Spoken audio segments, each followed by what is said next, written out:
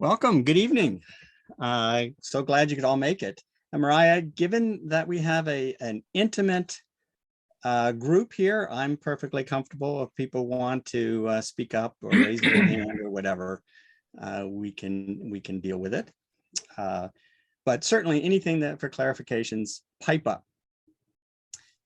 So in the next hour, we will be talking about answering this question, which I think is a really profound question.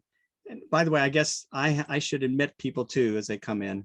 So I'll do that when I see them, which is, will being outdoors make you smarter, healthier, and happier? And I think it's particularly relevant as we're seeing a large number of rural people migrating to urban and suburban areas. In fact, I read that somewhere over the last 10 years, we crossed that threshold where 50% of humankind live in urban areas of 100,000 people or more. Now, I realize there's a certain irony in discussing this issue we were just talking about as we're all sitting indoors here on Zoom. But hopefully you'll be inspired to get out this weekend as the weather's looking nicer. So in part our objective as stewards of open spaces is to sell the importance of preserving and protecting green space. We sell to our neighbors, to our funders, to town committees, at town meeting. And what is generally our sales pitch? Well, what I've heard and seen again and again is one, economic value of open space like lumber and pollination services and water management services, recreational value like skiing and hiking, and species diversity. These are often called eco services. Nature provides us with these services. If we didn't have them, we would have to pay for them. This is all great and good. I have really no problem with this. By the way, one little economic I just came across was that property values are higher if you live near open space. And I heard once that was an argument made at town meeting for why we should have open space to increase your property values. But are there other reasons to protect nature? I think that is the question that's of interest now. Economic, recreational, ecological benefits are all important. We don't often talk about the physical and mental health benefits to humans for having open space. This has surprised me over the years because my impression is that many people care more about themselves and their families than they do about bugs and birds and bushes. With that, I am going to put up the names of our panelists. As you can see, we come from three very different perspectives: psychiatry, cognitive psychology, public policy, and public health. And our job is to convince you that there is another tool you should have in your persuasion toolbox so that you can in turn convince your stakeholders at your next public forum. And I hope we succeed in that. So I'm going to hand the virtual mic over to Dr. Bruce Meltzer, and I will stop sharing my screen. And it's all yours, Bruce.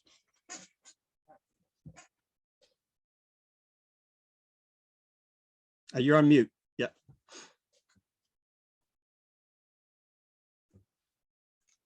Okay. Thank you, Joel.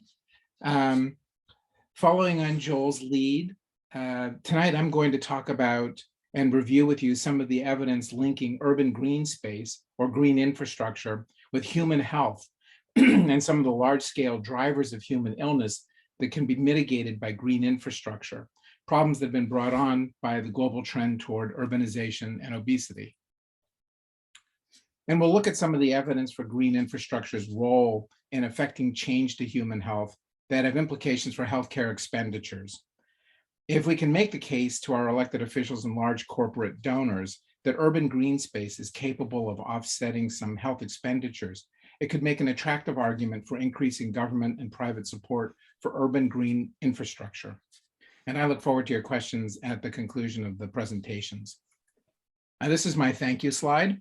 I'd like to thank Joel, first and foremost, for setting up this panel. And thanks to Michael Tobin, the president of the Wellesley Conservation Land Trust, who connected me with Joel and the opportunity to present tonight. I'd like to thank Judy Barr, who's right over here. Also on the Wellesley Conservation Land Trust, who introduced me to some of the literature on tonight's topic.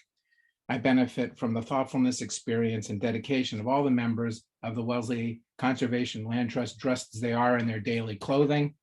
And most particularly, much thanks to my wife, Nancy, without whom nothing is really meaningful. And so you ask, where is she? And she's the one who took this picture. Let's begin. As Joel mentioned, there's an increasing trend toward global urbanization. And there's been a parallel trend towards obesity, seen here represented by obesity prevalence in the United States from 1960 to 2010. This change in the rate of obesity has also presented with as a contributor to increasing healthcare costs in the US. The share of economic activity devoted to healthcare grew from 5% in 1960 to almost 20%, nearly 1/5 of GDP in 2020. Chronic illness driven by modifiable risk factors contribute significantly to these healthcare costs in the US. The metabolic syndrome is a clustering of at least 3 of 5 chronic illnesses, all of which are related to obesity. These 5 medical conditions are abdominal obesity, high blood pressure, high blood sugar, high serum triglycerides, and low serum high-density lipoproteins. All are associated with a risk of cardiovascular disease, diabetes, cancer, and premature death, and all appear to be modified by exposure or proximity to urban green spaces. In summary, urbanization has changed the way we spend most of our days, and as a result, it's changed the intensity of our physical activity. In the past, the rich were fat, the poor were thin, and people worried about how to feed the hungry. Now, in much of the world, the rich are thin, the poor are fat, and we're worrying considerably about obesity. So in the next few slides, I'd like to review some studies that show a mediating effect between urban green space and health outcomes. This slide is simply a marker to indicate that this is a young and rapidly growing science. As you can see, there are a great many questions about how these interventions work, what is the best way to study this, and how is green space even defined? That's a talk unto itself, but not tonight. We've known since the 1960s that urban living has health consequences, that there's a quantitative relationship between air pollution, morbidity and mortality, and healthcare expenditures. Until recently, we really haven't had much of an idea about what can mitigate these effects other than getting out of our cars and off a heavy carbon diet. In the following section, we'll look at some of the evidence that urban green space can have a positive effect on physical well-being, which can in turn have a direct effect on healthcare costs. This is the first study we're going to look at tonight, and it's a study that looked at the effect of urban green and blue space, water, on one of the most expensive episodes of healthcare, a pregnancy outcome with a birth of a medically vulnerable baby who needs a neonatal intensive care unit stay. What this study showed was that an increase in urban greenness was statistically and significantly associated with higher birth weight and lower odds of being small for gestational age. On the graph on the left, lower numbers to the left indicate healthier babies. And on the graph on the right, numbers to the right indicate healthier babies as well. This study looked at rates of medication prescription for childhood asthma in Belgium. And this addressed one of the things that I wondered about, whether increasing urban green space would increase respiratory problems that are associated with trees and grass pollen. And what we can see from this study is that reducing the dominance of grass in public and private green spaces by increasing non-allergenic woody vegetation cover, also known as trees, or by converting grasslands with low diversity into species-rich grasslands with wildflowers are beneficial strategies to reduce childhood asthma burden while simultaneously improving the ecological value of urban green space. And you can see going from top to bottom, as you approach zero, the increasing benefit moving from grasslands to garden cover to forests. Living in close proximity to areas with high grass cover and grass pollen and fungi may be negatively impacting the respiratory health of children, as indicated by costly prescribed asthma medications.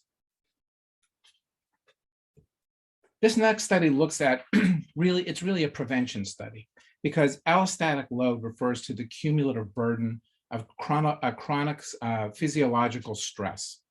Environmental challenges exceed the individual's ability to cope, allostatic load ensues. This study looked at person-level markers. So unlike many of the studies which are regional, geographic, population-based, this study was actually at a person level, looking at markers for the risk of metabolic syndrome before disease is present by measuring tree and grass cover within 500 meters of an individual's residence and tracking 15 serum biomarkers of immune, endocrine, and metabolic function in 186 adults in Durham and Chapel Hill, North Carolina. What the study showed was that greater tree cover in urban areas was associated with less obesity and reduced allostatic load, while grass cover was not linked with health benefits. So you see greater health here, less obesity, and here you see the opposite finding, that there's less not obese, fewer healthy people on the bottom. Allostatic load has been shown to be predictive of morbidity and mortality, and these results suggest that individuals living in greener urban environments have reduced risks of future adverse health outcomes compared with people who live in less green urban environment. And this demonstrates an opportunity for prevention.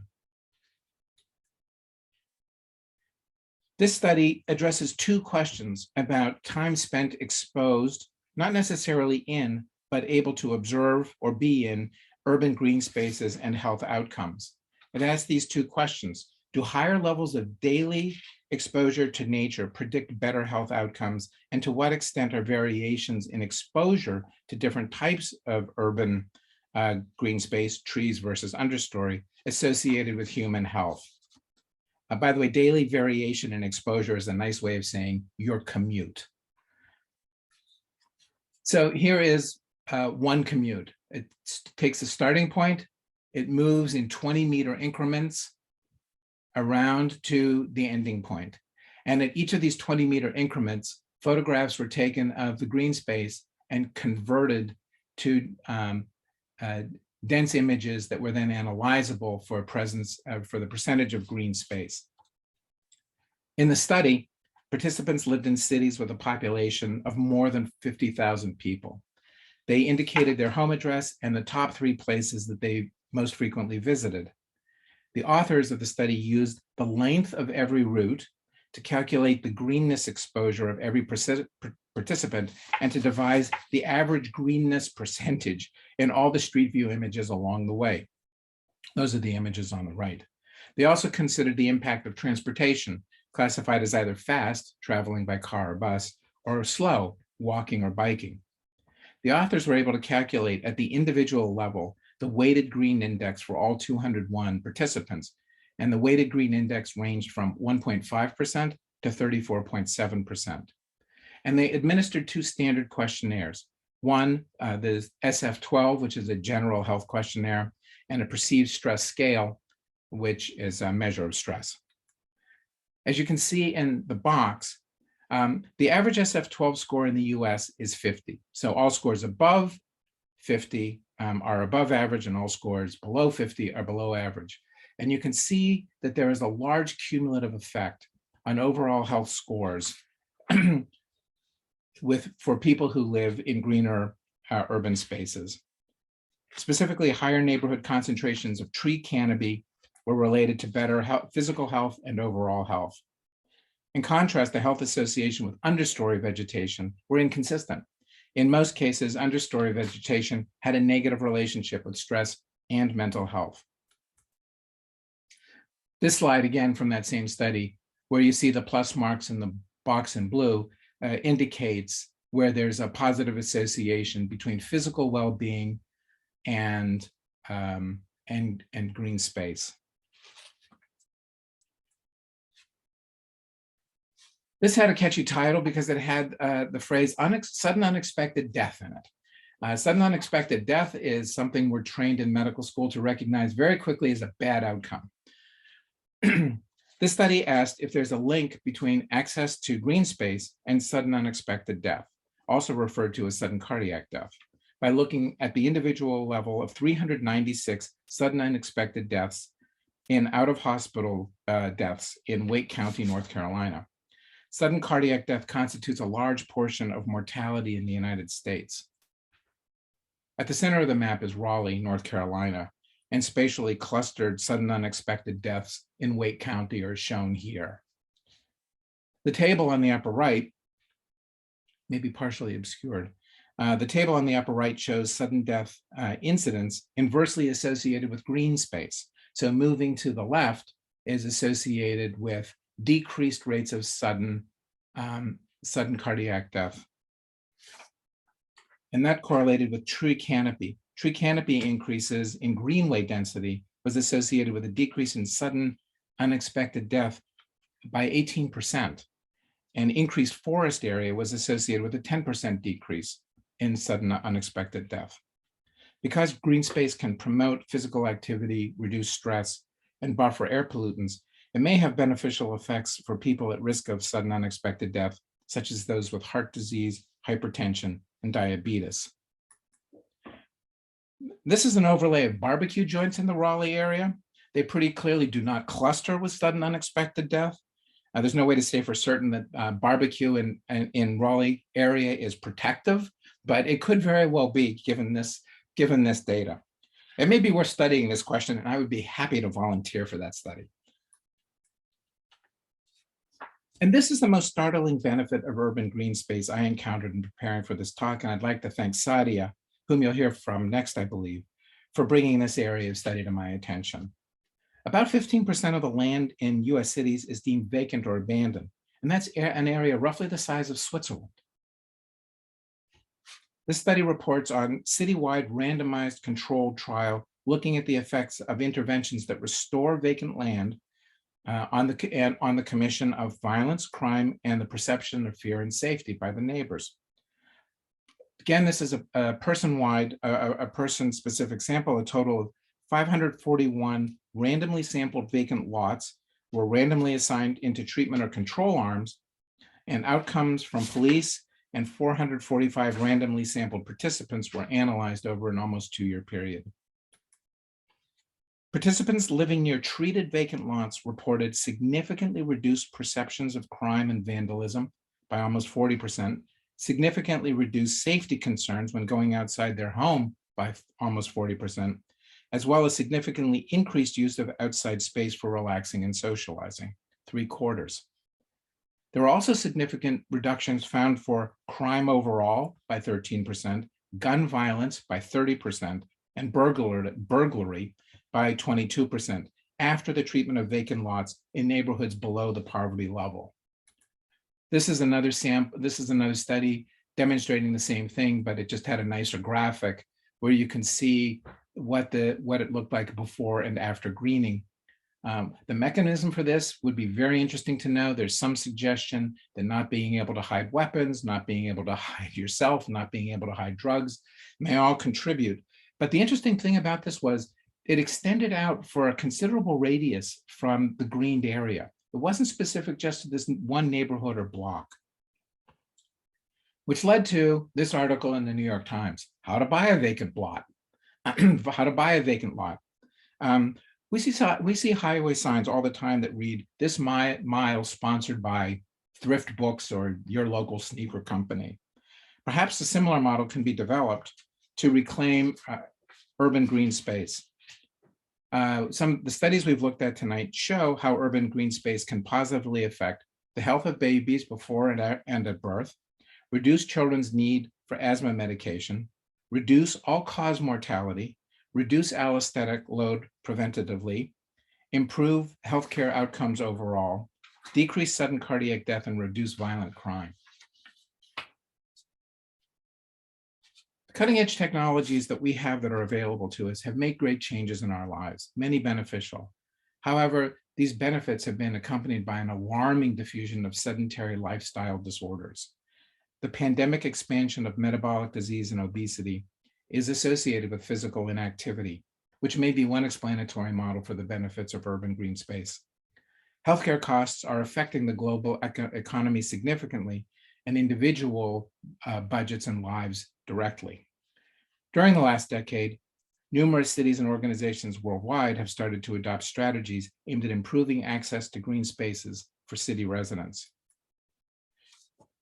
During that same time, a literature has emerged which focuses on the positive relationship between urban green space and health. There are many challenges to making comprehensive measurements of people's daily exposure to nature and the derivative benefits, and a variety of treatments, visiting green spaces, green exercise, participants' home, outdoor sunlight settings, and green spaces are being examined. The examined studies have offered examples of the health benefits of urban green space on people of all ages. Increasing urbanization, the aging of the population, and the increasing cost of health services may make it important to investigate these cost benefits further. All things may be solved by walking. I'm not sure that this is necessarily the solution. So thank you for your interest, your time and attention. I now have the pleasure of introducing our next speaker, Sadiya Muqueeth. Sadiya? Fantastic. Wow. I never saw a discontented tree, nature, a place where birds fly around uncooked. And I like this place. I could willingly waste my life in it. Love that. It's so beautiful. Yeah. Thank you so much. And boy, I just have to chime in. That was incredibly powerful. It's one of those talks I wish everybody in Massachusetts could hear, and particularly those who work in Beacon Hill. I'm trying to unshare, Sadiya. I'm not. That's okay. Why is it not going? End show. Okay. Great. Thank you all very much. And I'm going to share my screen.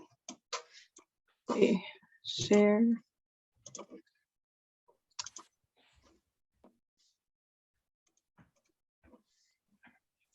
Hi, everyone. My name is Sadiya Muqueeth. I work for the Trust for Public Lands as the Director of Community Health.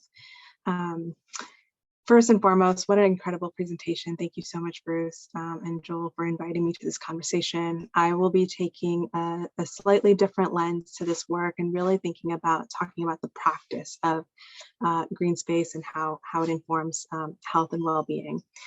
So first and foremost, we'll go over just a review of the organization I work for, some public health approaches that are maintained in frameworks that we use to advance green space, snapshots from the literature. I think Bruce did a just phenomenal job, and I'll add on a couple more studies. And then one specific project that I work on around city health with, and we'll open up to Q&A afterwards. So Trust for Public Land, we create parks and protect land for people. We're connecting everyone to the outdoors. We reach all 50 states and we have 25 offices, field offices across those 50 states. Our projects, our work includes taking those large land transactions, turning them into public land, making them accessible for people, working to develop trails, working with communities to renovate parks. As you saw the difference that Bruce showed in the Dr. South and Dr. Brana study of the difference that green space can really have, for example. And then of course in schoolyards, right? Children need nature. It is an integral part of their sort of growth development, and we'll talk a little bit more about that. Why we do it is because we are facing some wicked problems, right? Like I'm speaking from Maryland to a Massachusetts crowd, so I have to drop a wicked in there. But essentially that we see inequities over the course of hundreds of years compounded in the health outcomes that we see in our country. We know that we have that community is at the center of everything, and that climate and health are really faced with the multiple factors in terms of challenges. I'll point you towards a couple of resources that we have at the organization. One is Again, it's urban focused, park score. It's an index and it ranks all cities according to their park system, right? So across acreage, across investment, across 10-minute walk access, which is our measure, like a concrete measure that we want everyone to live within a 10-minute walk, but we know that 100 million people don't, including 28 million children. And of course, that you can all take a look at what your local area looks like. There are over 14,000 towns and cities in the ParkServe database. We use these tools and resources to advance this mission because it's critical to ensure that we are able to leverage policy and advocacy, as well as the program and the infrastructure to move the agenda forward.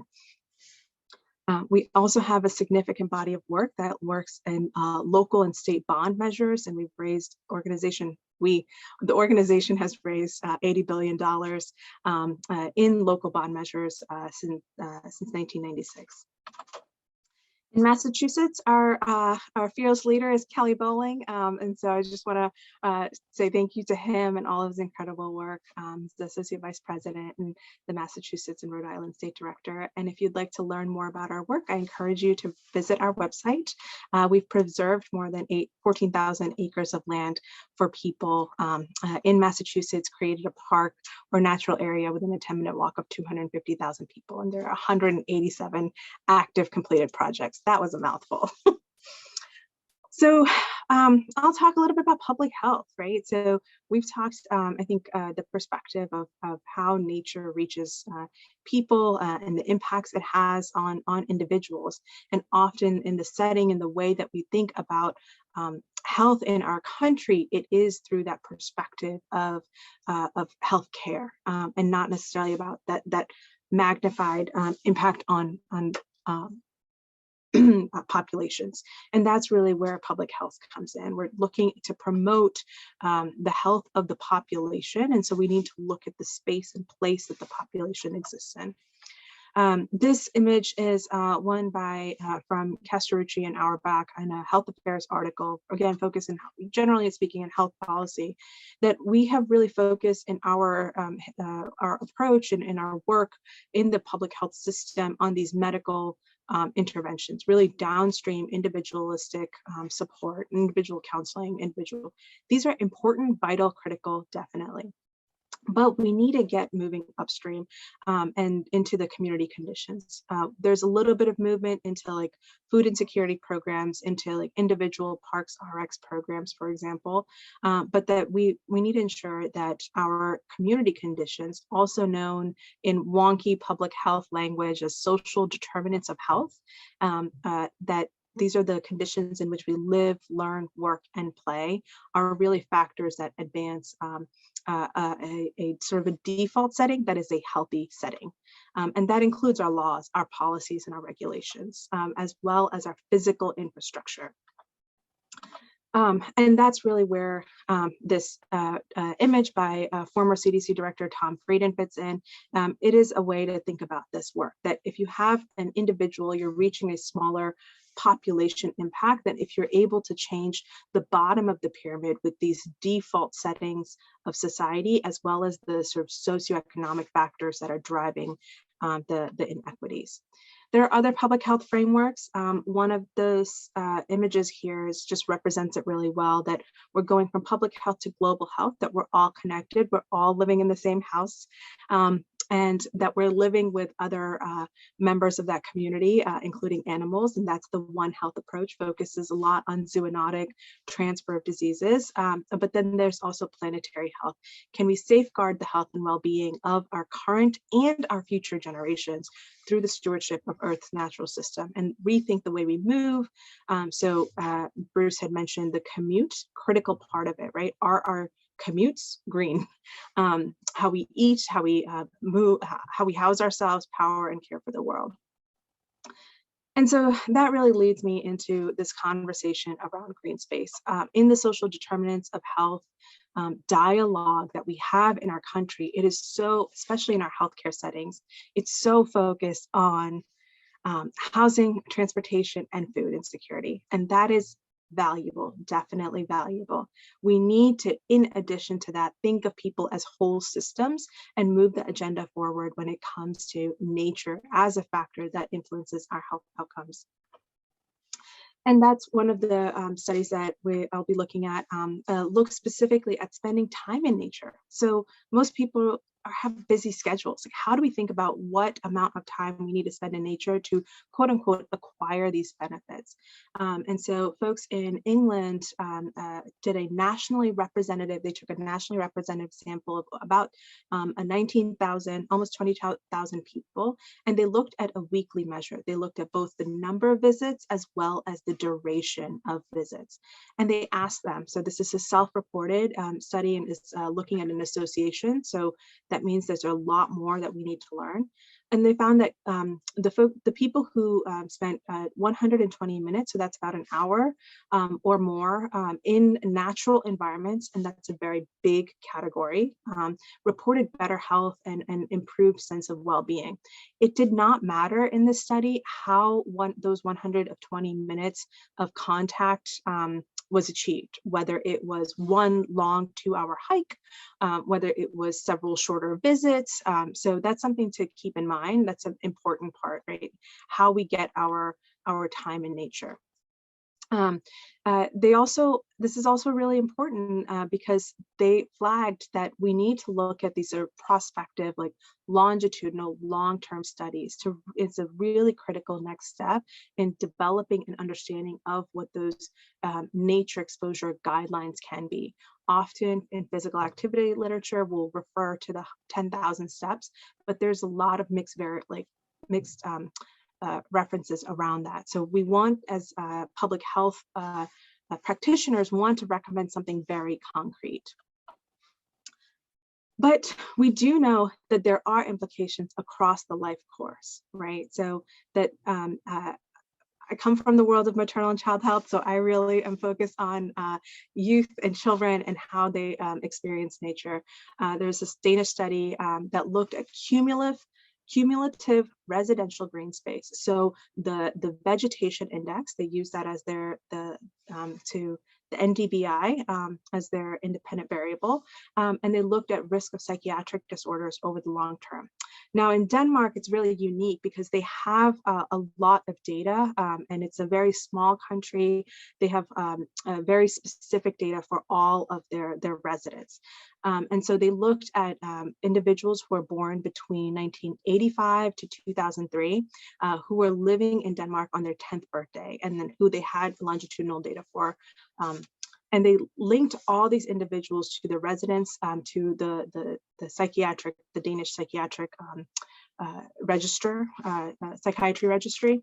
And in that found that there are children who between the ages of 0 and 10 who grew up in the lowest level of green space had a much higher risk of developing psychiatric disorders, even when controlling for other risk factors. And so they reference a lot of what Bruce talked about earlier of the rapid urbanization.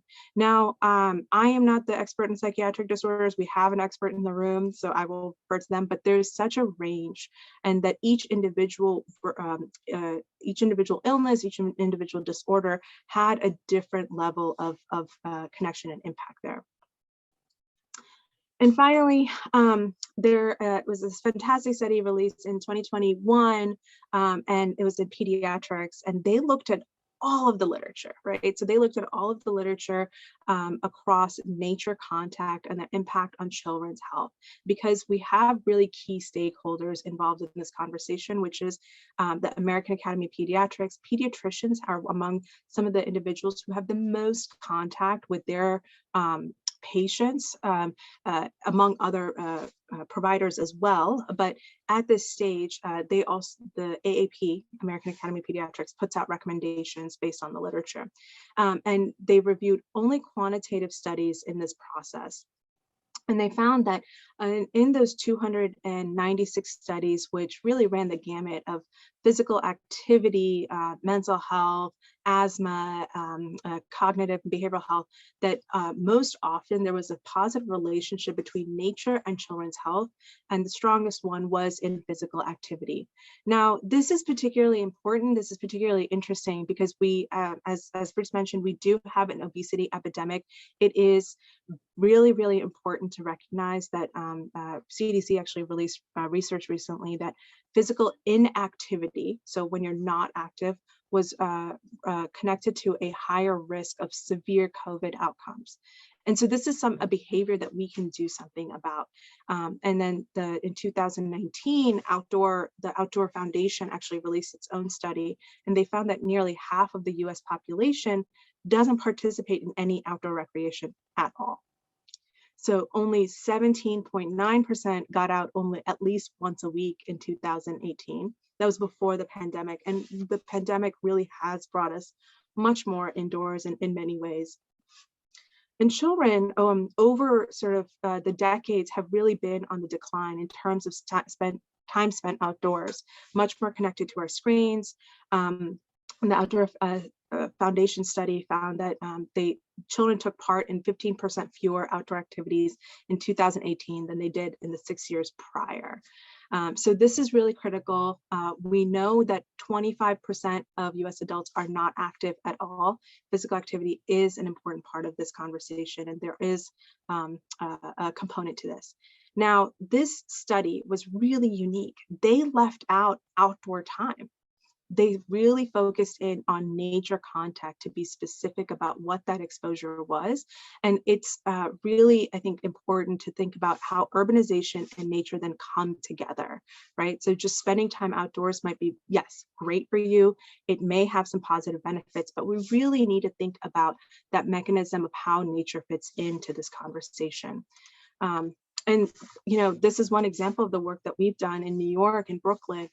This is a before, and we worked with kids in the community to design, in the school to design their own space. Now, the implications for environmental stewardship, the implications for awareness building around the value of green space, and the implications for fun. We need to have more fun in this for kids, right? Like the number of things that I can do here versus the number of things I can do here is really, really different. And it's a stark change and a vital one.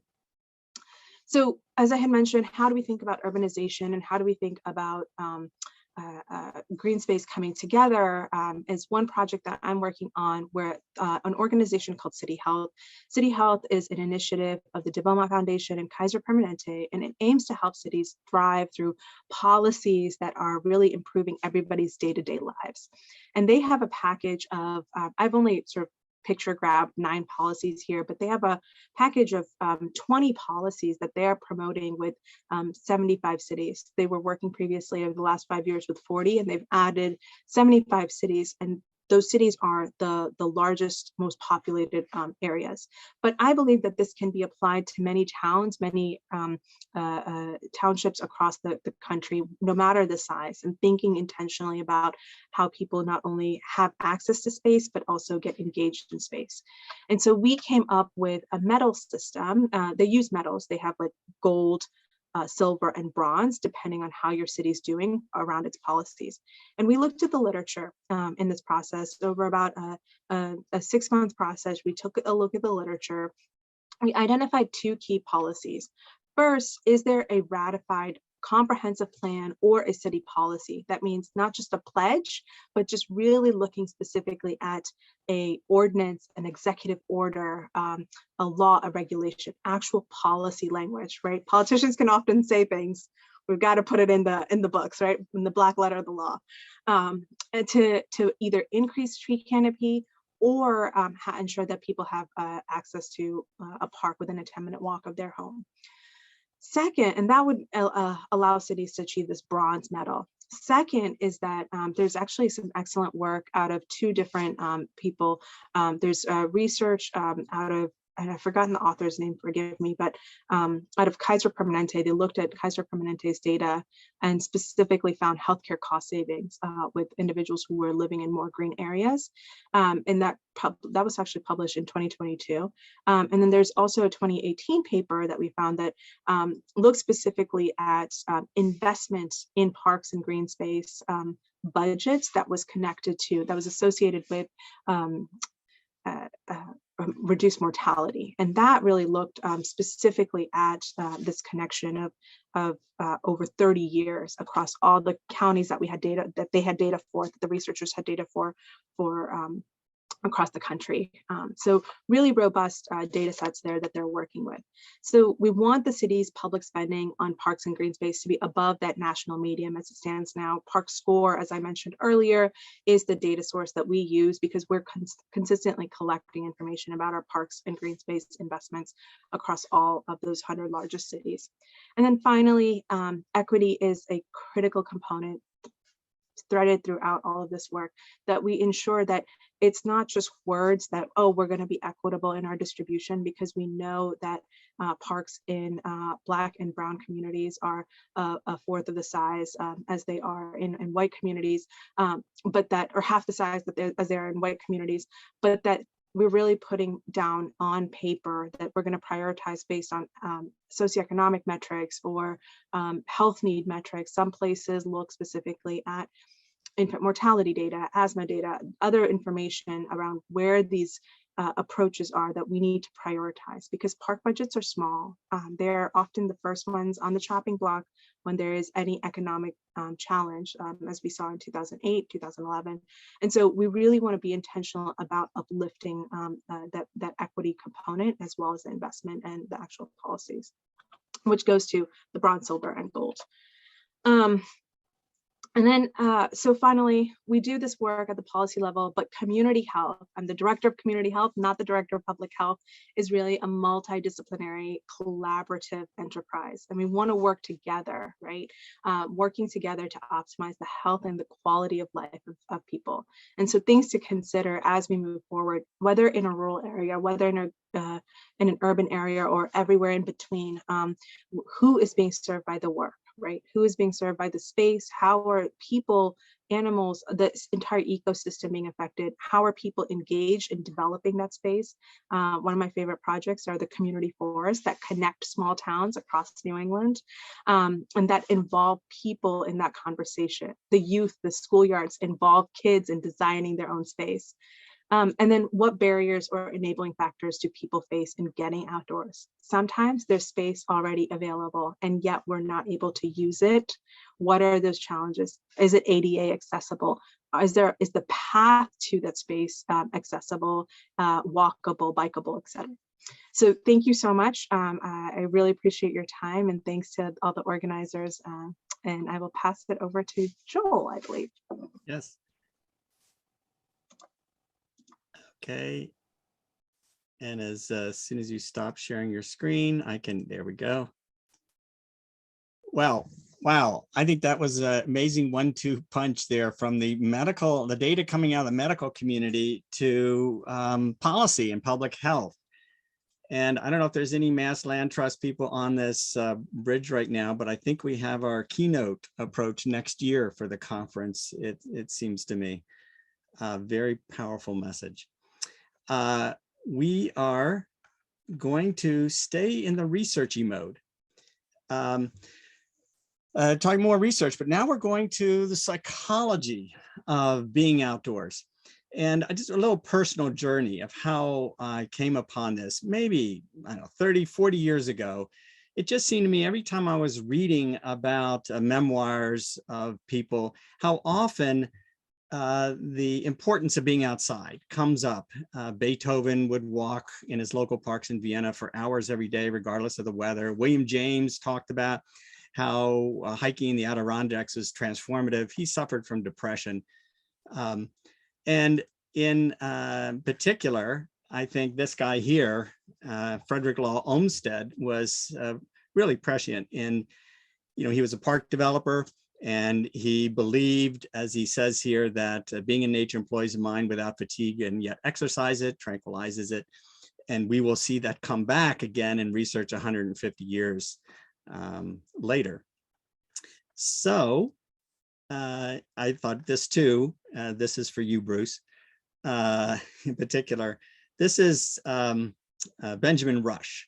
He was a signer of the Declaration of Independence, and he was one of the first notable doctors in the United States. And I love this quote. It has been remarked that the maniacs of the male sex, this is now 1812 talking, in all hospitals who assist in cutting wood, making fires, and digging in a garden often recover, while persons who have rank exempts them from performing services, that is, their nobility, they don't have to cut wood and farm, and they languish away in the walls of the hospital, probably asylum.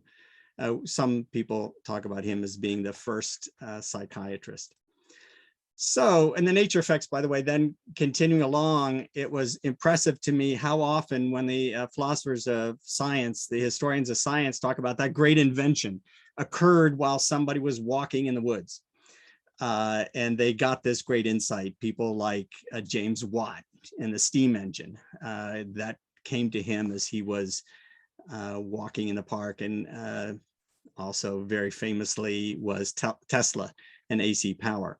So being an engineer, this always interested me. But the question is this any of this real? It's all anecdotal, right? Yeah, you know, you're walking outside. Yeah, I was taking a shower and I had a great idea too, you know, or yeah, that it seems like a lot of people are inventors retreat out to nature to cogitate about some problem, but yeah, maybe some other people don't. So is there anything really to it? That's the question.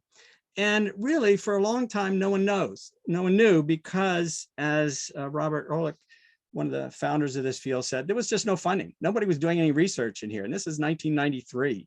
He wrote this. Well, research psychology is as old as William Wundt in the 1850s, and none of this was happening. I got my PhD in 1982 in cognitive psychology. I never heard of this stuff. In fact, quite the opposite. I think that any such work, especially by a graduate student, would have been considered flaky and rather dangerous to one's career. And so we have sort of avoided that sort of stuff. It'd be like studying the effect, I don't know, of crystals and pyramids and horoscopes and stuff like that. So there wasn't really anything going on. The only really research early on in the 70s was what was called picture preference studies, where they did a lot of studies of what pictures do you like. You've probably read about this because it's always in New York Times or Newsweek or something like that. And it was amazing. Across cultures, across age, urban, rural, people always preferred certain pictures. And they tended to be like this. They were supposedly the savanna that, you know, our ancestors in East Africa, you know, developed a million years ago. They always had a little water, a little trail on that. So it sort of was interesting and entertaining, if nothing else. But the question was, why? Why would we have these preferences for these pictures? Very well, these studies were easy to run. And so a lot of graduate students ran those studies. Well, the first people to start to look a little bit harder at the data were Stephen and Rachel Kaplan. They just about everybody after them were either students of Kaplan or students of Kaplan.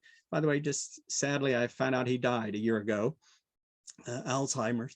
But he had this theory called attention restoration theory, the first sort of theory in trying to explain this. And the basic procedure in these psychological studies was you, quote, exhaust subjects' attention and decision-making abilities. You give them a bunch of tasks to do, proofreading, mathematical tasks, didn't matter. They did a bunch of stuff.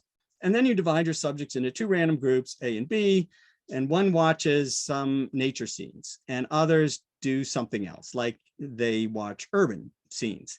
And it turns out that when you test them again on cognitive performance, reliably, the group that saw the nature scenes did better. Why? And he had this theory about our frontal lobes. We need to rest our attentive, our executive functions to relax them in effect. It's like a muscle that gets tired, and by watching nature, you get less tired. So once again, these studies are replicated, and boy, were they replicated. Different tasks, different types of studies, different parts of the world, and it keeps coming back as one of the more reliable findings that you have.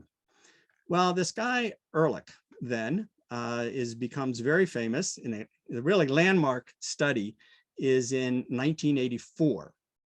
And you will come across this study if you are anywhere near this research. And that's because he observed that in hospitals, people who had rooms that overlooked trees, green space, recovered faster, had shorter stays, fewer medications, fewer signs of disorder, et cetera, et cetera, et cetera. Well, these people were assigned to their rooms randomly. And this was over a large number of people. So why, if you happen to end up in a room that looks over a tree, then you have a better outcomes.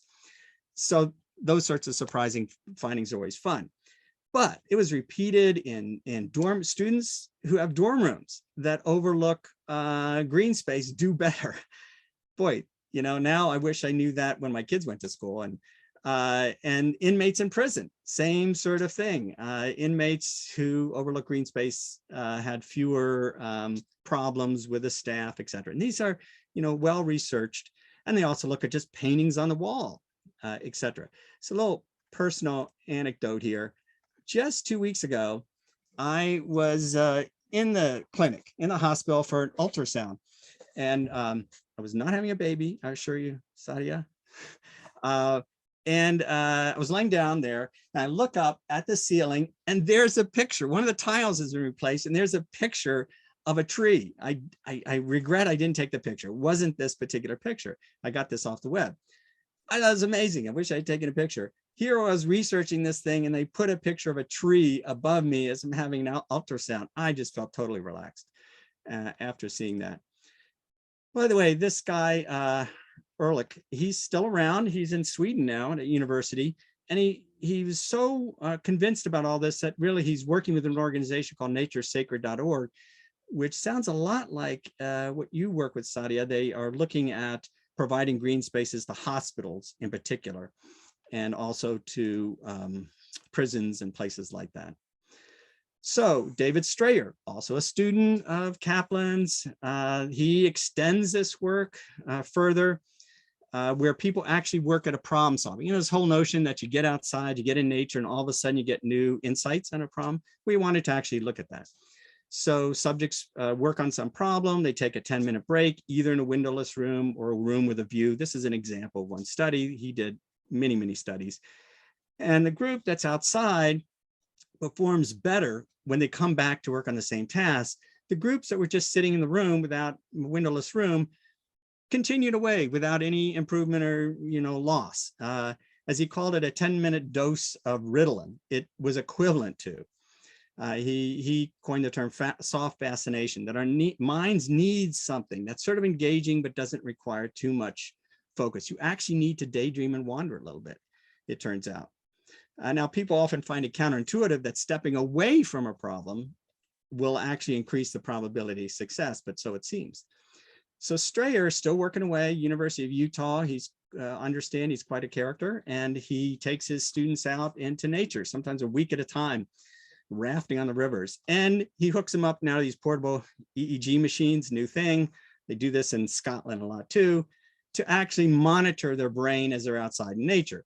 And he does it, of course, like you take a walk in nature, you take a walk in an urban setting, or you just rest indoors, monitor the brain. Again, there seems to be something about being in nature that's restorative. And they test it in terms of actual performance on studies and tests. I thought this particular study was interesting out of Stanford, was what they call ruminations. Ruminations are, you know, when your mind gets in a loop, like usually 3 in the morning, and you just keep obsessing about something, you can't get rid of it. You know, that's, and particularly depressed people suffer from this. Well, he had people, the study group, the 50-minute urban walk versus a 15-minute walk in a park, and they measured this sort of rumination, both by subjective testing and by, again, EEG machines. And they found that somehow being in nature reduced that propensity for that obsessive sort of keep cycling through that tape. It's as if it breaks that maladaptive pattern of referential thought, as they said. Completely different. Now, excuse me, slowly we get away from the lab, which is good, and into the field. Francis Kuo in University of Illinois she looked, and I think you've probably heard these studies before, because she went into a housing projects in Chicago and looked at what people saw outside their windows. Now, again, people are assigned to these apartments at the housing projects randomly. So there's no difference between the people who have nature views versus parking lot views. And she found that kids, she was looking at kids at the time, reported better scores in school. They scored higher on memory and attention tests, the ones who had nature views. Again, rather surprising. By the way, this only was with girls and not with boys. And the theory, the explanation was girls spent a lot more time in the apartments and boys were outside. So girls had the opportunity to benefit from this sort of nature thing. It was particularly with children with ADD, ADHD, which she studied. They seem, and this was also from the parents, was that with outdoor urban settings, children were able to focus more. They had less behavioral disruptions, etc. We get to the European studies, which they love large numbers out in the field, not these sort of laboratory studies. And I'm just going to mention one or two here, where Helsinki was concerned, Finland was concerned about increasing levels of stress and depression and obesity as they move to a more urban environment. Finns have a long history of being like outdoor people, and they found that people were getting outdoors less and less. They did this, the study of just 10 minutes sitting quietly, 30-minute walk, and then they measured blood pressure, galvanic skin response, which is basically sweating, heart rate, cortisol level. Forest, being out in the forest was better than being in a park, which is better than being in an urban area for all these measures of health. By the way, it's much easier to look at health than these sorts of measures like blood pressure than it is on performing cognitive tasks when you're dealing with these large number of people. The amazing thing was just 10 to 20 minutes in an urban park showed these sorts of improvements. Dutch studies, again, the same sort of thing, looking at larger numbers. They just looked at the population and overlaid on it how close they were to green spaces. And they showed remarkable mental and health benefits by just living a half a mile from a green space. And they, of course, account for things like wealth and all that sort of thing. And so they wondered whether it was just simply getting exercise. But then, you know, they find that just walking a treadmill, most studies find that walking a treadmill doesn't give you the same benefits as getting that same physical exercise outside. And Sadiya, you mentioned that there seems to be a cumulative effect of the exercise and being outside. It's almost like it's additive. I just want to mention one that I just came across recently that I thought was interesting. It's a middle bullet there, US, Midwest, and Northeast. A scientist at the US Forestry Service was noting that 100 million ash trees have been cut down because of the ash borer in the Northeast and the Midwest. So he just looked at the communities which lost the most amount of trees.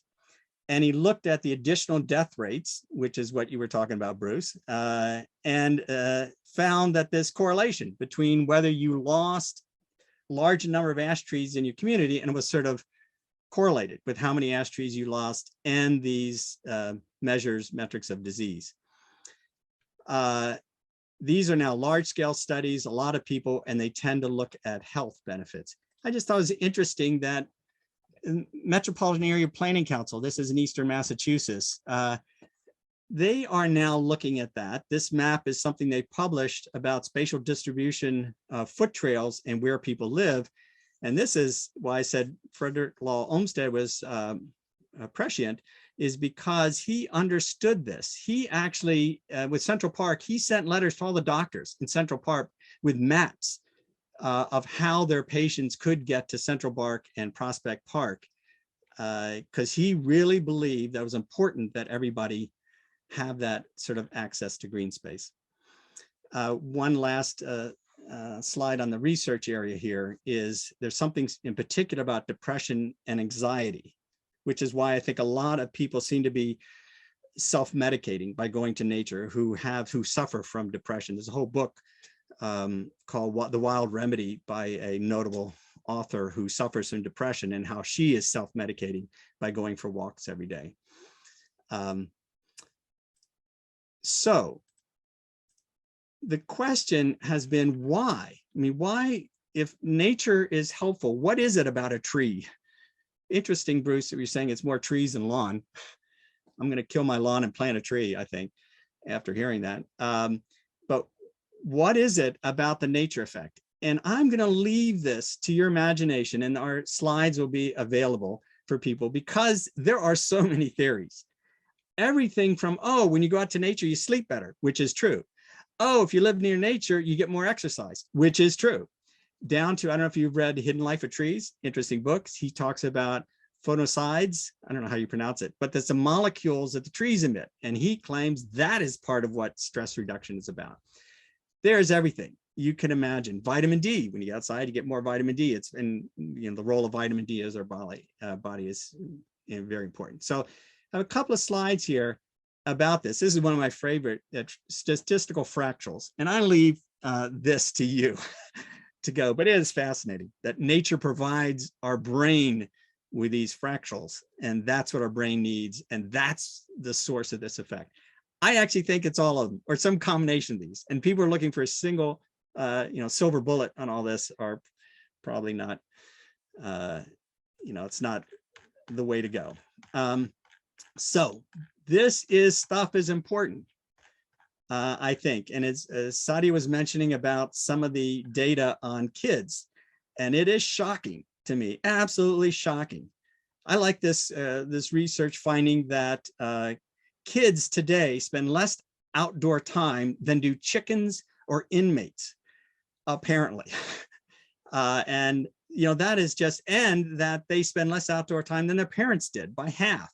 So it's really changing. They're spending more time indoors.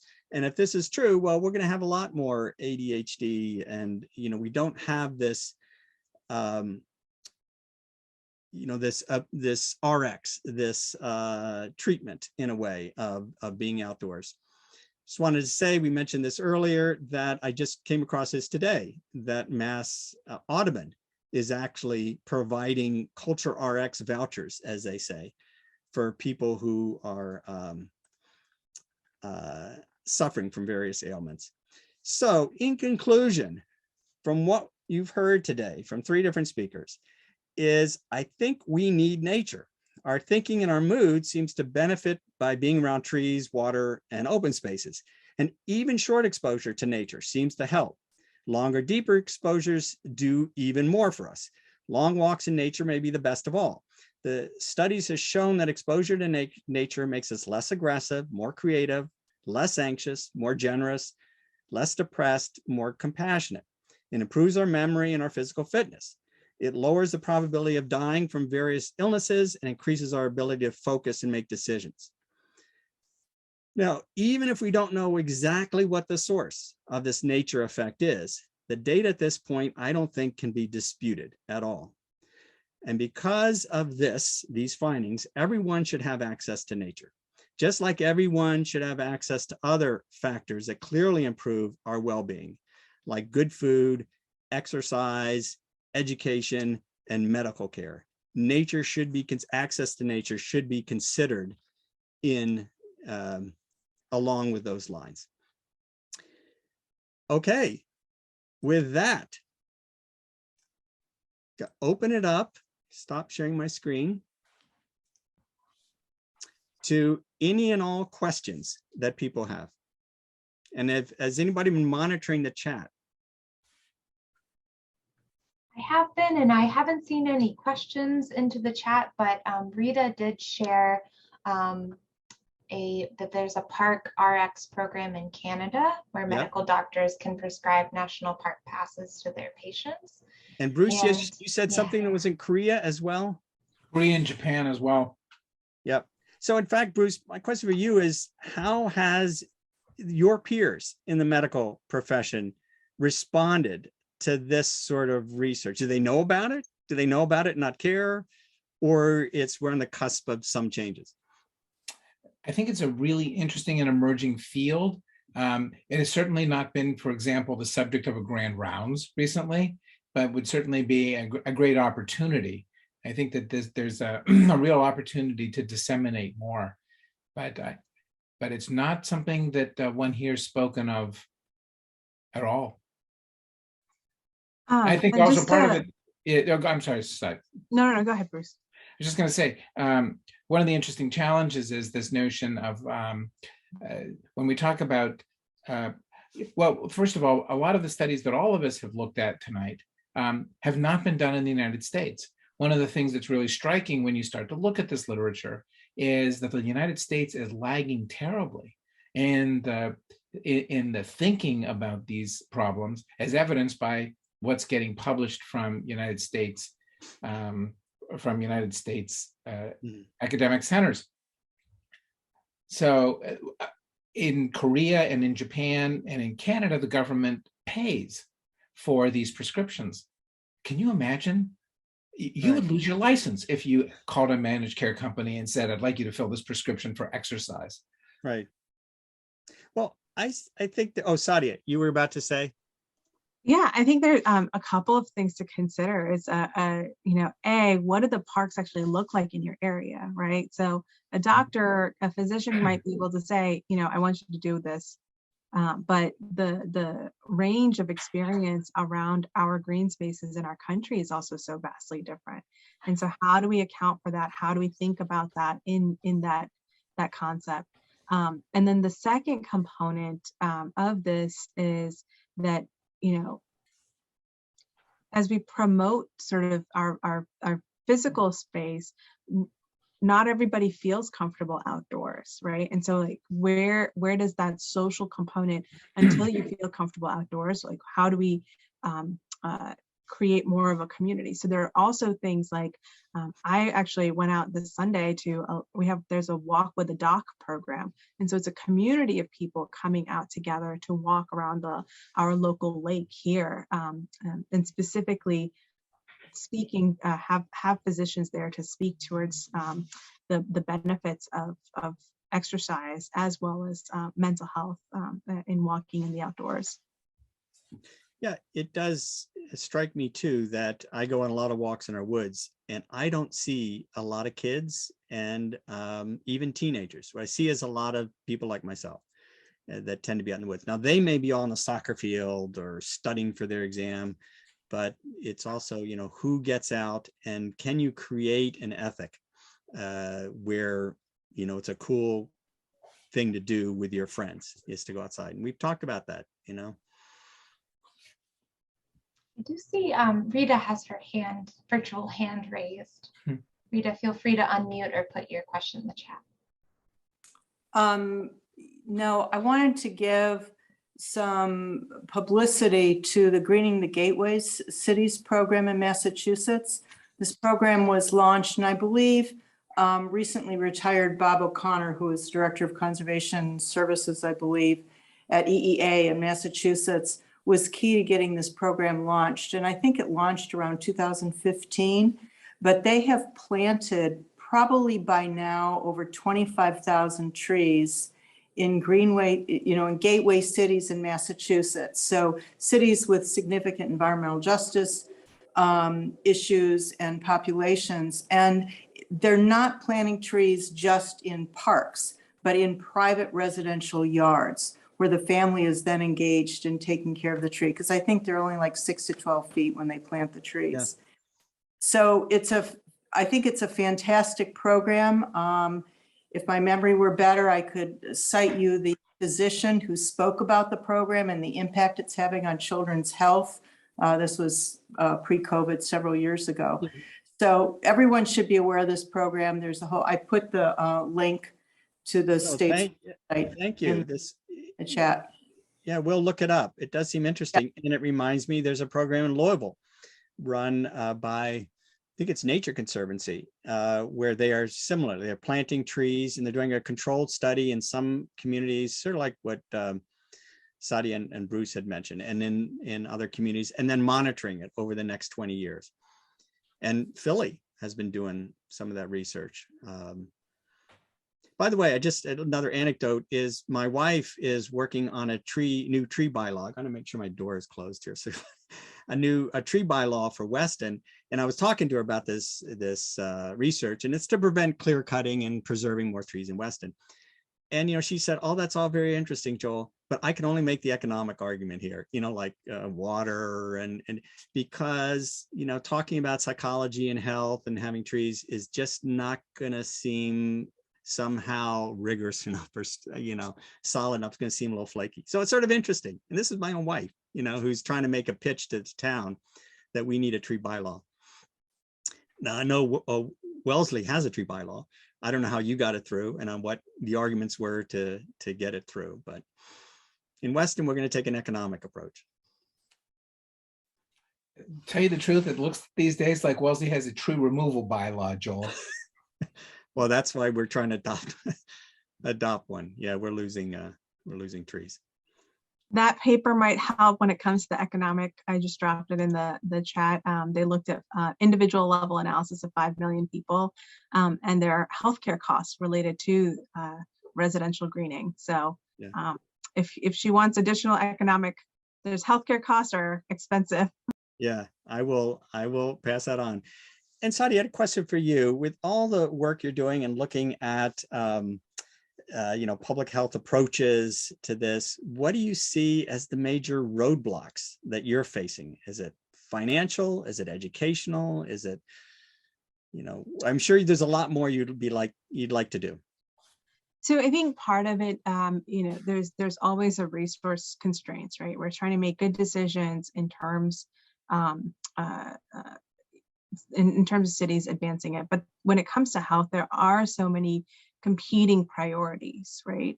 We have significant housing challenges in the country. We have significant food insecurity challenges, especially as we saw at the, right when the first lockdown happened. And so how do we make those decisions about what gets funded and how it happens? So I think there is that aspect to it. And so when you have these direct needs that I think healthcare is so very much in that triage mode often, that that nature falls far below it. Now with climate change, right? And then with climate change, and with honestly I think the Surgeon General actually released a report on youth mental health recently, that we can't ignore that, and we ignore what our physical environment is doing, as well as what our social environment is doing to our health. And so how do we think about nature as an ecosystem resource in that time and in that capacity, and advocate for that support. Rita, is your hand up from before, or do you have a new?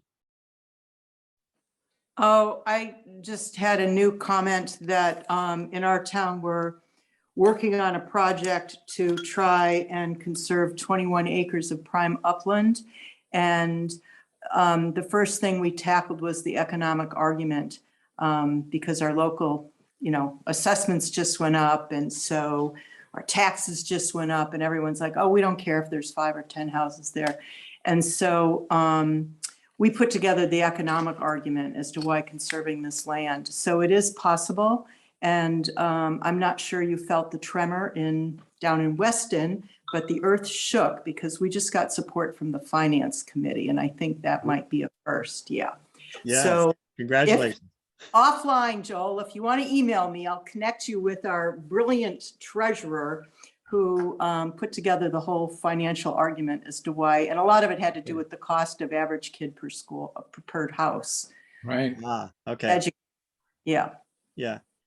Well, these financial arguments, they're important. I don't want to belittle them, but it turns out you can pay your workers 4% less if you have more green space. That workers want to live near green space. So that's one of the economic arguments you can make. There's also the water argument in terms of preserving land. Now we live in a more rural community. It's very different if you're in, a more urban community, but there's a lot of data out there. I think there was data out of the University of Michigan quite a while ago as well about the power of green. So. Right. Yeah. Well, we've gone 1 minute over. It's a lot of studies here. Boy, I've gotten a bunch. I got to watch this so I was not familiar with many of these studies that Bruce and Sadiya had raised. Thank you all. Oh, I don't know how to raise my hand, but I did want to mention something that I find is there's a sense of wonder that you also get from nature that I don't know if there's a substitute for the sense of wonder that you do get from nature. And if you leave the trees, the animals and birds and everything will come, and then you get to see the evolution of the tree leading to the bird, leading to the eggs, leading to learning about, how a bird hatches from an egg to a chick and then moves on and, goes south and knows to come back. And the turtles came out of the mud in March, just like they always do. So what calendar do they go by to know that they should come out in March? And so there's just so much that, that I don't know, just is such a huge encompassment to it. Believe it or not, awe is something people study. And there is, it was one of those list of items in that slide about some people think that's the source of the nature effect is, standing in awe in front of the wonders of nature. And if you're interested, there's a Stephen, he's a professor at the Yale School of Forestry. And what you said is one of his points, is he feels like there's something about the awe of being in nature that is restorative and rejuvenating. Stephen, what was his name? I'm sorry. Kellert. Kellert. And he's been doing this stuff out of the forestry school, as I said, for years. Thank you. It was a great presentation. Thank you.